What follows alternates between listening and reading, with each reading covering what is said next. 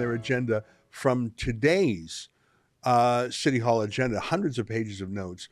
Let me quote to you from the bylaw that was introduced today.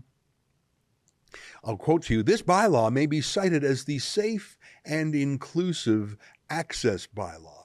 Well, Orwell would have a field day. You saw how safe Pastor Derek was. He was physically thrown out, and he was not included because he doesn't agree with Drag Queen Story Hour for children of tender years. So it's not safe and it's not inclusive, but it is bylaw. It only bans protests that the government doesn't like. You heard Jyoti Gondek. Now, it's quite a trick to do that in a law. It's quite a trick to write a law that will only be used to hurt your enemies, because what happens when the other side is in power? Of course, it's a lot easier when you control all the levers of power, which City Hall often does. They control City Hall, they control the physical plant, they control the libraries and the rec centers physically, they control the police. For a moment there, Calgary police resisted arresting Derek Reimer until the mayor went on a tantrum, a rant on Twitter, and then they just bent to her will. When you control all the factors, you can write a biased law and it will have the effect you want. Really, every institution, you know, the saying you can't fight City Hall, there's a reason that's a saying, because they have all the angles covered. Normally, politicians pretend that their law isn't just targeting their enemies. That's a real Venezuela move to do that. I mean, Justin Trudeau did that in the Emergencies Act. But they're not even pretending in Calgary. So they are, and I'll read to you more from the bylaw of who will be banned. But as I do so, think, could this same bylaw be used to ban Black Lives Matter protesters, or Idle No More protesters, or even just labor unions on strike on a picket line, or certainly any of the environmental movement, not that they're having a lot of rallies in Calgary. But no, this will never be applied to the heroes of the left, certainly not against Antifa or any violent people, just Christian pastors. Here, let me read from section 2(1)G of the bylaw, called definitions, and look at what they're banning. They're not banning protests. That would be too crazy. I think even the nut bars in Calgary City Hall would say, no, we just can't do that. So they're banning what they call specified protests, just only certain kinds of protests. They think this will make it Charter of Rights compliant. So here's how they define specified protests. This is what they're going to ban.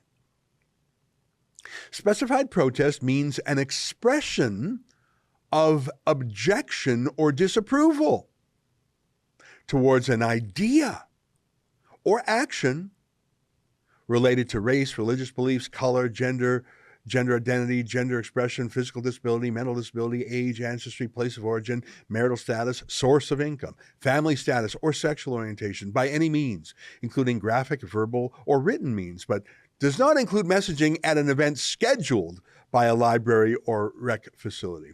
So you can't disapprove of an idea. Did you catch that? If you object to an idea, if you disapprove of an idea, that was the first thing they said. It's just going to be an idea, or people, or you cannot disapprove or disagree. You must approve of the Drag Queen Story Hour. You must approve of it or be silent. You cannot oppose or criticize. That's the actual language here. Nothing to do with violence or threats or crimes. Those are already covered. This is pure thought control. Disapproval is an idea. It's a thought. It's some words. That is now banned. But did you notice that the library itself, which is controlled by the city, can have gatherings like Drag Queen Story Hour for young kids, where they can disapprove of things? Did you notice that weird exception? Because an obvious response would be, well, those people at that library, I didn't see Pastor Derek doing the heckling in there, but I certainly saw the pro-trans drag queen people showing their disapproval by physically throwing a man out of the public library. But that is specifically exempted. Anything that their side does in the library is exempt. Isn't that crazy? I'm going to read section 3(1) of the bylaw, I'll give you a little bit more. A person must not engage in specified protest on publicly accessible property within 100 meters of an entrance to a recreation facility or library. A person must not engage in specified protest anywhere inside a recreation facility. A person must not physically impede or attempt to impede the passage of a person to or from an entrance to a recreation facility or library. And they have all these maps where they have these color-coded zones for banning free speech. You have just like circles. It's like a bullseye. And if you're standing 1 meter too close, get ready to go to prison. Now, what would happen to this woman in the United Kingdom who was within 100 meters of some public place? Just take a look at this excerpt from this video in the UK. You do not have to say anything. It may harm your defence if you do not mention when questioned something which you later on in court. Anything you do say may be given. What are you here for today? Physically, I'm just standing here. Okay. Why here of all places? I know you don't live nearby. But this is an abortion centre. Okay, that's why you're stood. Is you standing here part of the protest? No, I'm not protesting. Are you praying? I might be praying in my head out loud. So I'll ask you once more, will you voluntarily come with us now to the police station for me to ask you some questions about today and other days where there are allegations that you've broken public spaces protection order? If I've got a choice, then no. Okay, well then you're under arrest on suspicion of failing to comply with the Public Spaces Protection Order, which is under the Antisocial Behaviour Crime Policing Act 2014. Now, I'll caution you again, you do not have to say anything. It may harm your defence if you do not mention when questioned something which you later on in court, anything you do say may be given evidence. Do you understand the caution? I do, yes. So she was silently praying in her mind. And then a cop came up to her and said, "What are you doing?" And she said, "I'm praying in my mind." So until that moment, he didn't know what she was thinking. And then she said, I'm praying against what's going on here. In that case, it was an abortion clinic. And so he arrested her because she told him what she was thinking. So I think that same woman in Calgary, if she was totally silent and didn't have any writing on her, could go within 100 meters of a library or rec center. But if someone said, "Why are you here?" and she answered, then she could be arrested, because you don't have to make a fuss. You don't have to commit a crime. You don't have to threaten anyone or even insult anyone.